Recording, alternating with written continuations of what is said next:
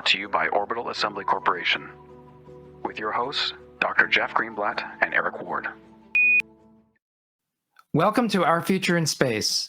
I'm your host, Dr. Jeff Greenblatt, the Vice President for Science and Research at Orbital Assembly Corporation. In this podcast, we explore the technical, economic, social, political, and ethical considerations of moving humanity into the solar system to work, play, and ultimately to live. Our species is at an inflection point in its evolution where we now have the ability to sustain life off-planet in low Earth orbit and soon throughout the solar system. Do we merely survive, or do we expand outwards and thrive? I'm here with my co-host, Eric Ward, the Vice President for Engineering Design at Orbital Assembly Corporation. How are you doing, Eric? Hey, I'm doing really good. For our listeners out there, we've got a bit of a different episode format again today. We've previously recorded a couple short interviews with our partners at Orbital Assembly, and we thought you guys might like listening to these. So we're going to play two short pre-recorded interviews for you guys, and hopefully you'll find it interesting. Today we've got Bruce Pittman from Skycorp and Grant Anderson from Paragon. So I hope you enjoy.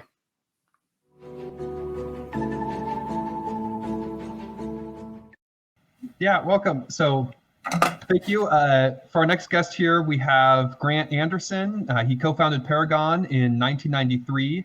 He's now the president and CEO and has held diverse positions at Paragon over the years, including chief engineer, VP of engineering, the treasurer, secretary, CFO, senior VP of operations, chief operating officer, and others. Mr. Anderson holds a bachelor's and master's of science from Stanford University and is married with 3 children. Grant, thank you so much for agreeing to speak with us. Why don't you tell us a little bit about Paragon and we can go from there. Sure.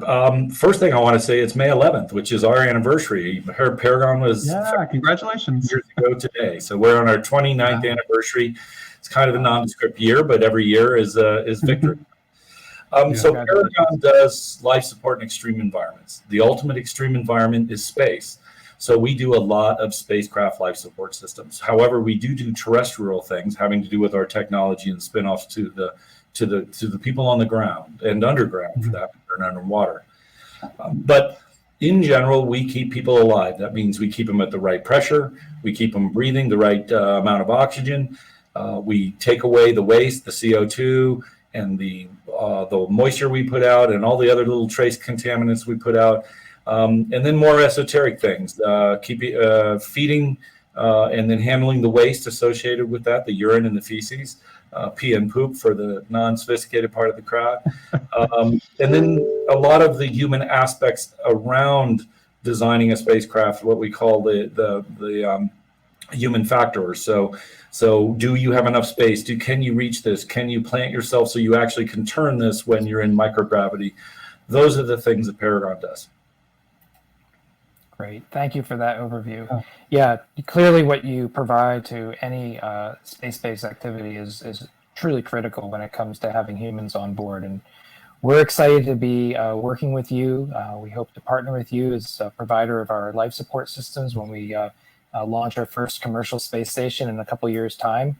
I guess maybe what I'd ask is, how do you see working with Orbital Assembly Corporation as being advantageous to your business? Well, advantageous just because, for one thing, it's all fun. That's the thing. Yes. Here, if it's not fun, we're doing something wrong. But we're in an exciting business when we do exciting things. But in a more straight capitalistic marketing sense, nobody can go to space without a life support system.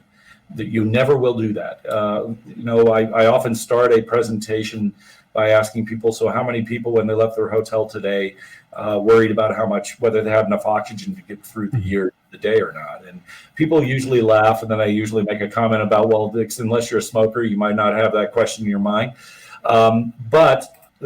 Really, it's the one thing that when we go out to space that we take purely for granted here, less now in the immediate past than before. You always were going to be able to breathe. But those things are not just there in space. They have to be provided to you, whether with chemicals or with physiochemical systems or whatever else. So what we're doing with Orbital Assembly is we are building the habitats. We're building the living spaces so humans can go to space. Robots can go to space kind of whenever they want, as long as you know how to design for vacuum. Humans take a little more care and feeding. So that's what we're excited about, is again, providing the best life support system.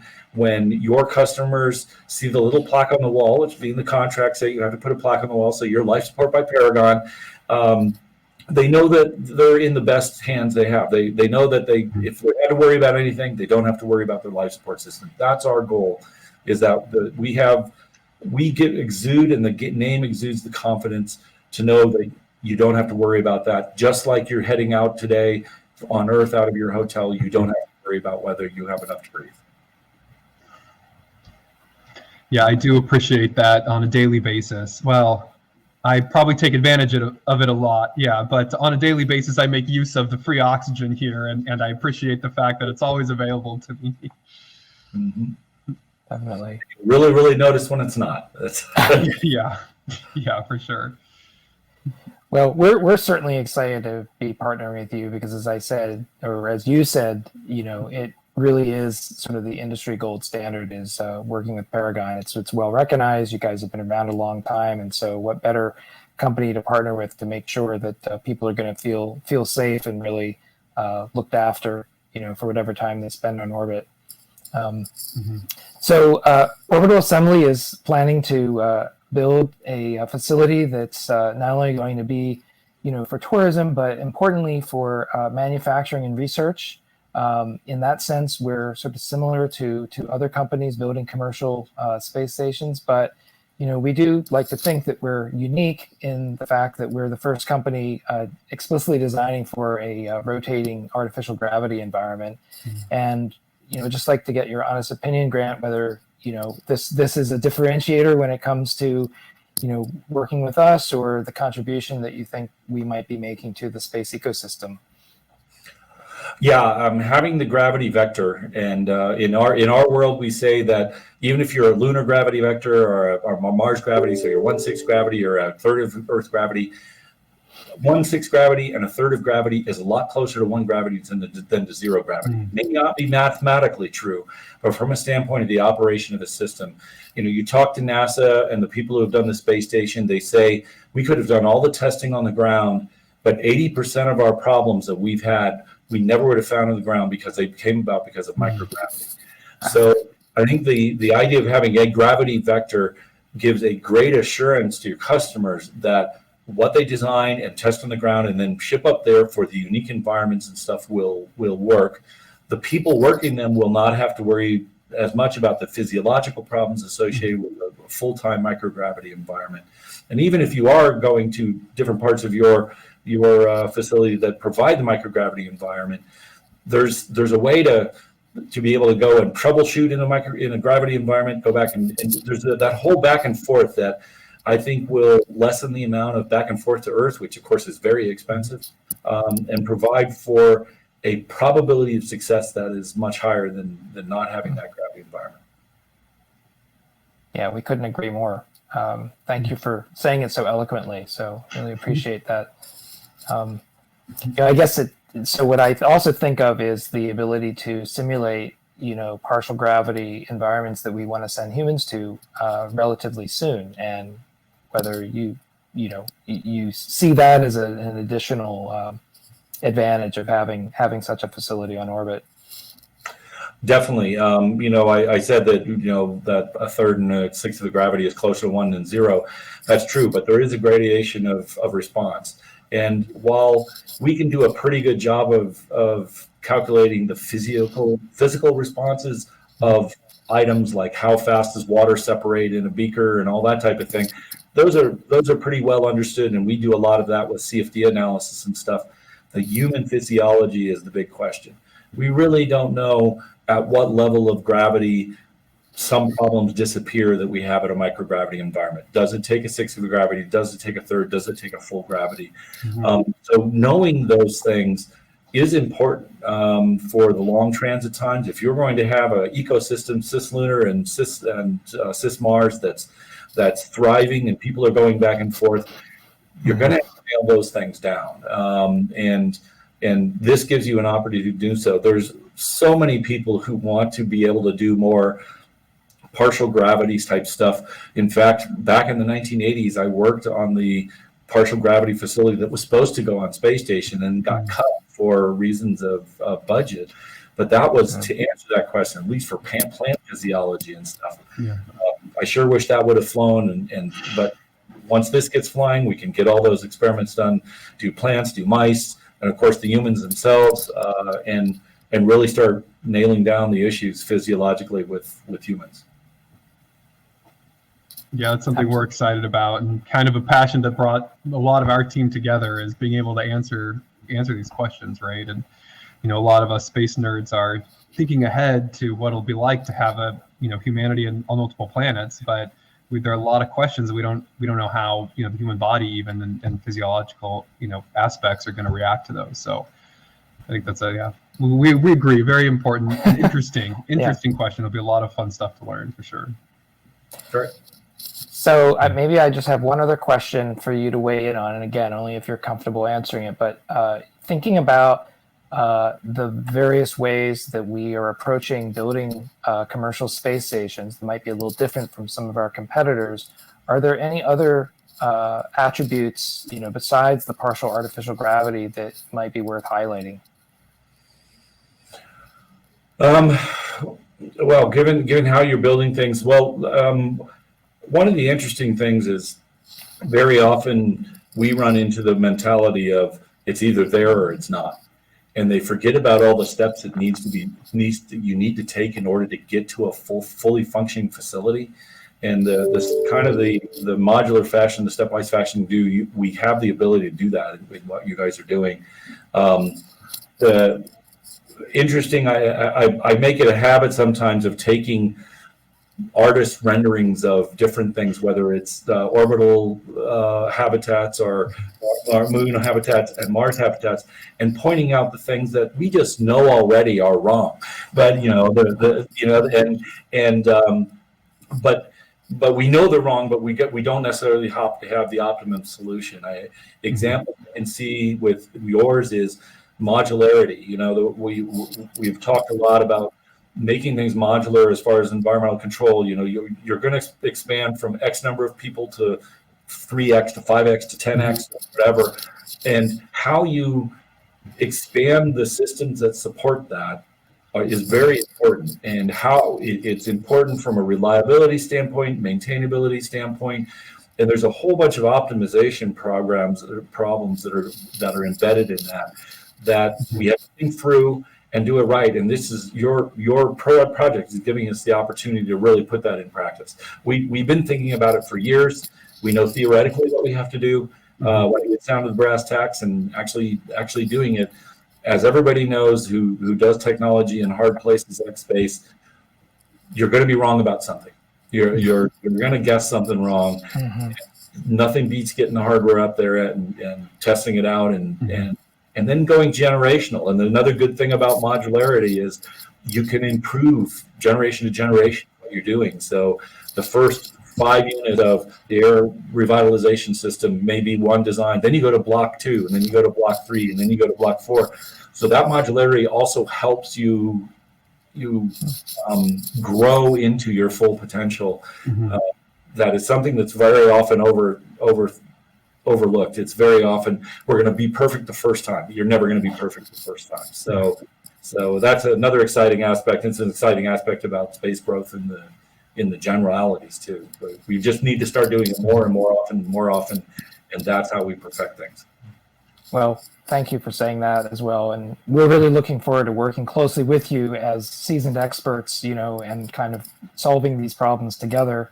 I think it makes a lot more sense than us just coming with a set of very rigid requirements and saying, do this, because, it avoids a lot of problems, and honestly, it saves a lot of cost and headache.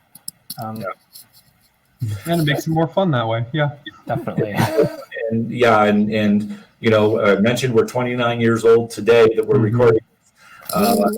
in those 29 years, we've done more trade studies than you can shake a stick at, and I will have people say, well, we've never thought about this. And oh yeah, go back and look at the papers we presented in 1997, 1999, 2005. We have looked at this, and so bringing that expertise, and that's a big value proposition. If we can save you the money up front, everybody is going to be restricted on how much money they have to put these things in space. You don't want them to spend them on reinventing things that other people have done. And at least for the life support system and thermal control system, working with Paragon, we've already done those trades for you. Yeah. Awesome. Well, but Eric, is there any last question you want to ask Grant? No, I think you covered all. I had a couple here, and I was checking them off as we were talking. So, Grant, thank you so much for coming on and chatting with us for a while. We really appreciate it. Yeah. No, that was great, Grant. I appreciate it. Everything you had to say. And Great. I try to end my sentences. That's one thing. Try not to talk over you too much. All right. Thanks so much for your time. So we've also got Bruce Pittman here. He has over 30 years of experience in aerospace and other high-tech companies, including NASA, SpaceHab, and Kistler. And he's currently the VP of Development at Skycorp and the founder and CEO of the Future Frontiers Institute. Welcome, Bruce. Thank you for joining us. My pleasure. Glad to be here.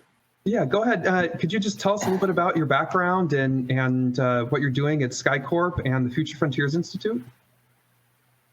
Yeah, so I've been a space cadet my whole life. I actually started my aerospace career at NASA Ames as a co-op student back long ago, back in the 70s, while I was still an undergraduate, and worked on a number of different programs. So I was with NASA for about 11 years as a civil servant, left the agency to go become an entrepreneur, was able to help start a couple of companies, including SpaceHab and Kistler Aerospace.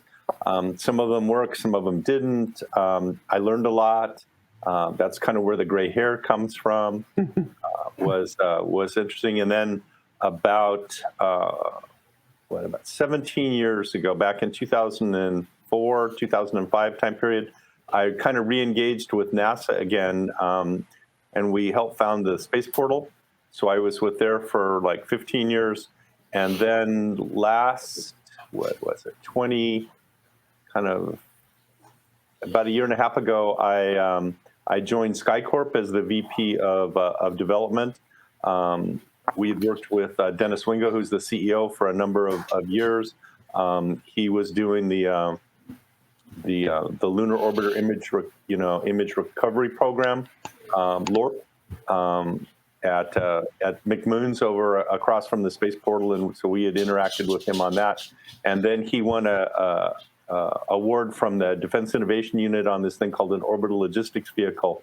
And I think that orbital logistics and infrastructure is one of the key things to making a space economy. So he invited me to come on board, and it sounded like an exciting thing to do. So I jumped on that opportunity. And then the Future Frontiers Institute is, again, it's an outgrowth of some things that we had been planning for a number of years in the Space Portal.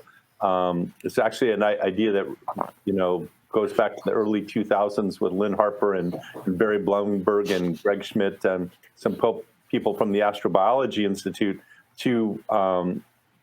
If you were going to go back to the moon, they were asked the question, what would be the most useful thing that you could do there? And they said setting up a university. So that's one of the things that we're focused on at the Future Frontiers Institute, is looking at if we could help with that process of establishing the first institution of higher learning on another world. So, wow. So you literally mean setting up a university on the moon, not just virtual or so it may start off virtually and down here on Earth, but yeah, we eventually plan to actually establish and hold classes and do things a normal university would do. Kind of think of this as Stanford University transported to the moon. That's kind of what we have in mind. Wow. Well, you've never been somebody I've known who hasn't had bold vision. So I take this newest idea just right in stride. So clearly Skycorp is doing a lot of interesting things. Here at OAC, we're really excited about the potential to be working with you guys, particularly for providing, avionics and some other key components of the commercial space station that we're planning to build. From what you know about Orbital Assembly Corp, why might Skycorp want to work with us? What are the exciting opportunities that you see? So one of the things that we've been working on for a long time is on-orbit assembly. So how do you put together things in space rather than having to package everything up on Earth and do that? We and Dennis has actually patented this technology, and the idea is that you build things on Earth and then you can test them on Earth, but then you package them up very securely so that you can minimize the launch loads and all the stresses that you get during the launch environment. And then you can then design the vehicle, the satellite or the spacecraft for the environment that it's actually going to live in, which is space, and not being driven by the tyranny of launch. The other thing that gets you out of is the tyranny of the launch fairing, of having to cram everything inside the shroud that the rocket has. So that's what we did. So one of the key components there is, how are you going to hook all these things together? So we won an award from the Defense Innovation Unit a couple of years ago for a thing called the ISSI. This is called the Intelligent Space System Interface. This is actually a unit that we source from IBOS GmbH out of Germany. And we actually have this operating on the International Space Station right now. So we developed this experiment. We launched it on right before, this was on Cygnus 17. So this was like the 19th of February, I think we launched. And then we got up to the space station in early March. And then we were mounted on a plate called an ICEEP, and we are now out on the Kibo external platform on the Kibo module outside of the Kibo on their external platform there, and we've been operating now for going on 50 days. So it's very exciting to be able to do this. So this provides power, this provides data. So we can transfer across this interface. We can transfer 5 kilowatts of power. We can do a gigabit per second of optical Ethernet, and as well as the mechanical connection. So we think that this is a real, if you'll pardon the pun, a kind of a linchpin kind of activity that you need to really make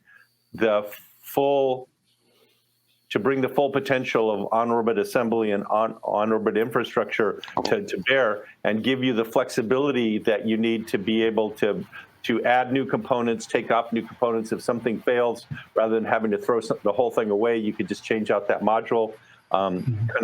Back to my early space station days when I was with NASA, we had this idea of this called ORU, Orbital Replaceable Unit. So this kind of operationalizes that orbital replaceable unit kind of a concept, and we thought that would be something that would be valuable to OAC, and that you guys might be able to use as you try, because you obviously have a very evolutionary kind of concept as well, starting off with a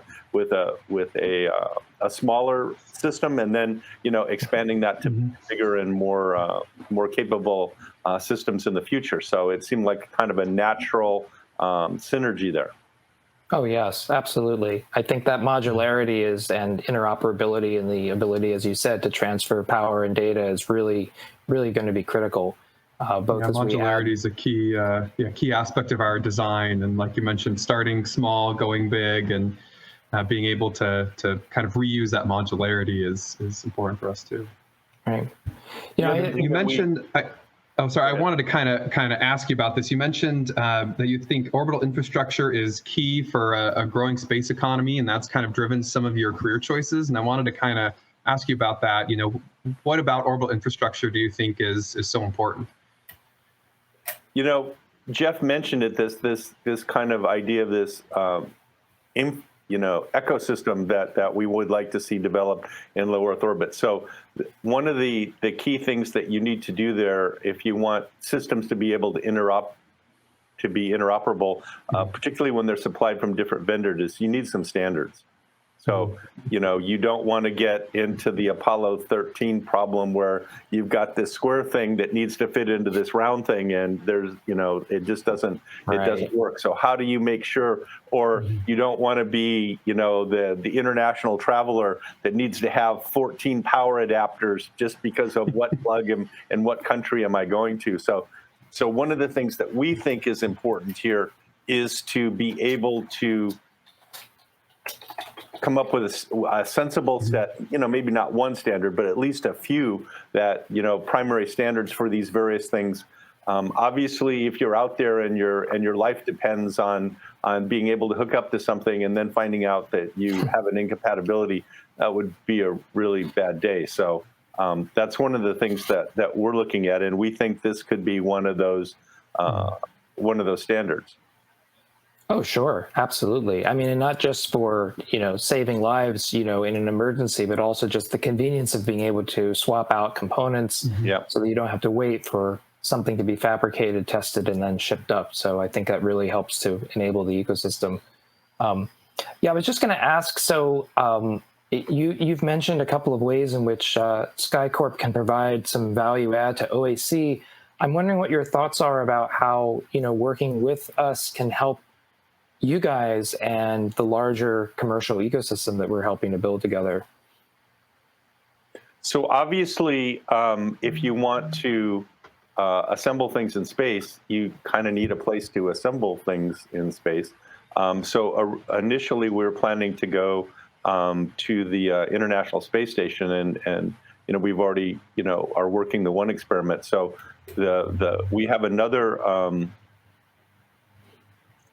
agreement with the Defense Innovation Unit on a thing called an orbital logistics vehicle. This would be that spacecraft that is assembled on orbit using the ISSI and the advanced avionics and things that we're providing for the flight qualification experiment. But what we would then, go up in the trunk of the Dragon. You would then open up the kind of suitcase, this trunk, this carrier, we call it, and take out the parts robotically with the robot arms, both on the main station and the Kibo module. You could assemble this thing, hopefully in just a day or two. This thing kind of snaps together like Legos, and then with the ion propulsion, you could take it from the space station orbit, which is about 400 kilometers and 51.6 degrees, and go all the way out to geostationary orbit.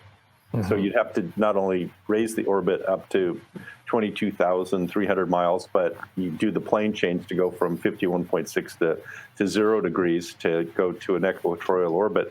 But we would have the capability of not only going up there, but also coming back.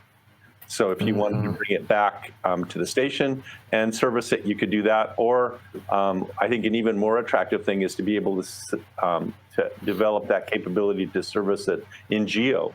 And so you kind of leave it there, and then you send a servicer out there, kind of like a tow truck or a repair vehicle that goes out there, changes out whatever you want to change it. And this could be something that broke. This could be a different application that you want to do. Say that you were doing C-band transponders, and all of a sudden, the market for that changes, or everybody wants, KU or KA band or something, or heaven forbid, let's talk laser communication. Well, with the ISSI, you can just take off one module and put on the other module, and rest of the spacecraft, it's pretty much plug and play. And so it's transparent to them exactly what you're doing with the rest of it, and it just works.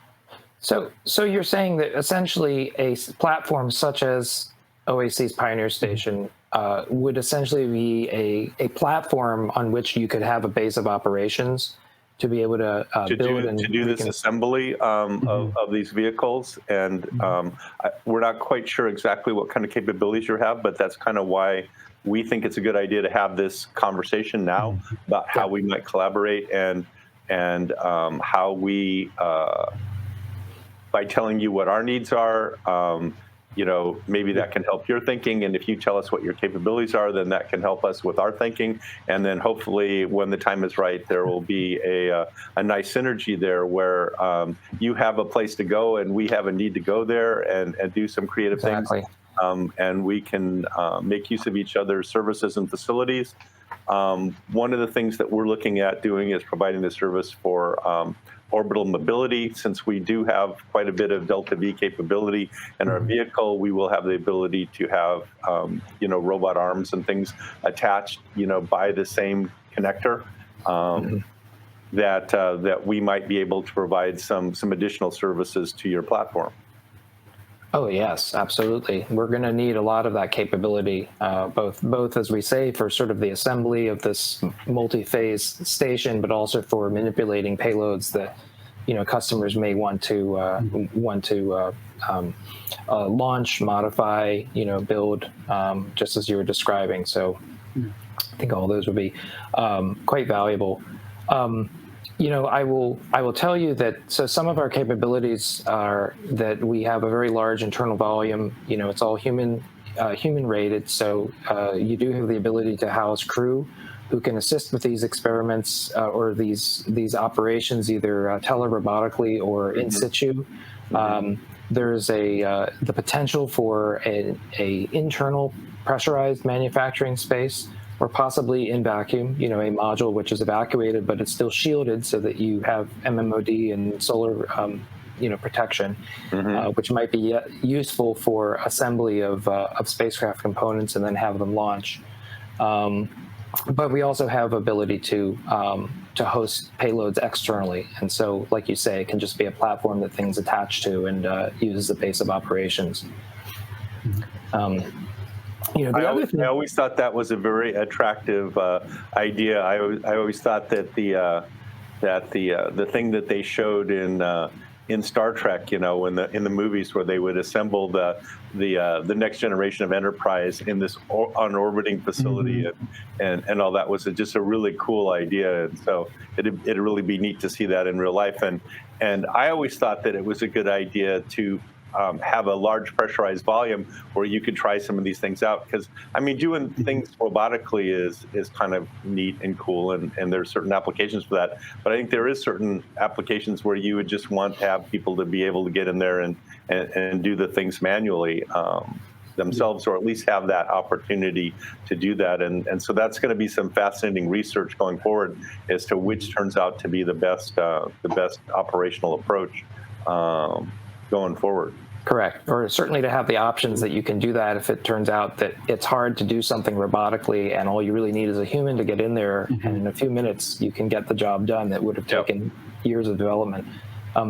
Bruce, the last thing we'll mention is, so OAC's platform is unique among all the currently announced commercial stations in that it has artificial spin gravity in order to provide a more comfortable and healthful environment for the astronauts that are on the station, as well as providing at least the potential for doing research experiments and even manufacturing in partial artificial gravity.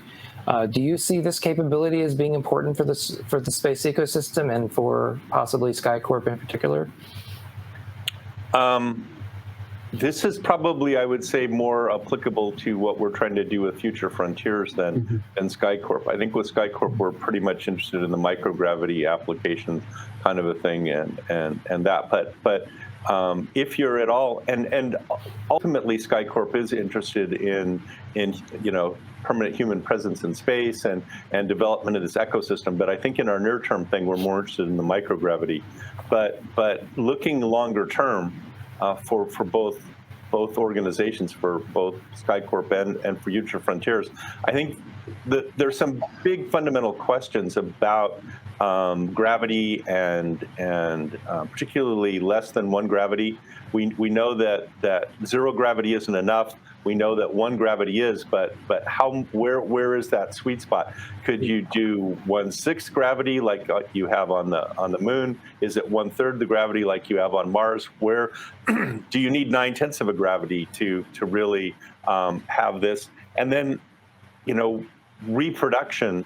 Obviously, if you want to have a settlement in space and you want to have the potential to procreate there, then the question is what about offspring, mammalian offspring, that were, conceived and gestated in less than 1 gravity? What is the impact on the ultimate, entity that grows up to maturity? So if you go, Heinlein was one of my favorite authors, and we all read The Moon is a Harsh Mistress, and so when those people that were born on the Moon or Mars, they want to come back to Earth, and more recently in The Expanse, they showed the same thing. Are you going to be able to do that? Will that even be a possibility for people, or are you basically going to be exiled if you were, so if you're born on the Earth, you can go to these other places, but if you're born in these other places, will you be able to come back to Earth and live any kind of comfortable, normal life if you chose to do so? So those are some fundamental issues. And then obviously working in the high radiation environment is one of those things that you're going to have to do. And both with solar, radiation and then the galactic cosmic radiation. I assume that initially you guys are going to be inside in the Van Allen belt, but eventually we're going to want to go outside the Van Allen belt, and then that's a whole new, if you'll pardon the pun, shooting match. Yeah, absolutely. Yeah. I've been doing a lot of reading and work on trying to characterize that environment, so it's definitely a big component of human life in space for sure. Yeah, and it's definitely something that is in our development roadmap. We're exploring some ways to mitigate this in different ways, which we will share, when the time is right. But we're definitely keeping that as part of our long-term needs that that we're working on solutions, partnering with other people on. One last thing to say, and we are running up to the top of the hour, but in terms of being able to do experiments and see what humans, how humans are able to sustain themselves long term in less than 1 gravity, I'm thinking with your interest in, getting people to the Moon to live, that a low Earth orbit environment that can simulate lunar gravity would be very valuable to sort of do some advanced testing of those parameters and understand whether there are any health, negative health impacts of living in 1/6 for long periods. Do you have any thoughts about that? Yeah, and it's not just for people. It's also, if you're going to want to do agriculture too, that's the other question is, how does agriculture respond in these kinds of things, and how do you optimize it for the environment you're going to see? One of the things that, in the many years I was at Ames, we had a centrifuge accommodation module that that some of my colleagues, spent many years working on, and unfortunately, when the Columbia accident happened, they lost their ride to the station with that module, so it actually never got to fly. So we were always kind of disappointed that there was no artificial gravity, large, that you could do large kind of testing and samples of larger, mammals or primates, in that environment. So that's a really exciting opportunity now that to have an even bigger, more robust, more realistic kind of a thing with your station. So yeah, I think it's very exciting. Thank you, Bruce. Yeah, and we'll just close by saying, the station that we are designing and plan to build in the next couple of years will be a hybrid gravity station. It will have both partial artificial gravity as well as microgravity, abilities. And so we'll be able to sort of do all the microgravity research and manufacturing that people want, but we can also access the partial gravity environment both for human health as well as for, various kinds of experiments and other activities. So. And maybe I haven't looked in the right places, but I haven't quite seen how you're going to do that, how you're going to do both of those things. So that would just be one of my comments, is it's not clear from just looking at the pictures in your architecture how you're going to accommodate both partial G and 0G at the same time. I didn't see any kind of yeah, we haven't quite disclosed that yet, but I'm sure you'll be seeing some announcements and renderings very soon. Great. Yes. Looking forward to that. Yeah, absolutely. Well, thank you so much for joining us, Bruce. We really appreciate you spending the time. Okay, guys. Thank you. Yeah, looking forward to working with you. Take care. Bye-bye. Thank you. Bye-bye.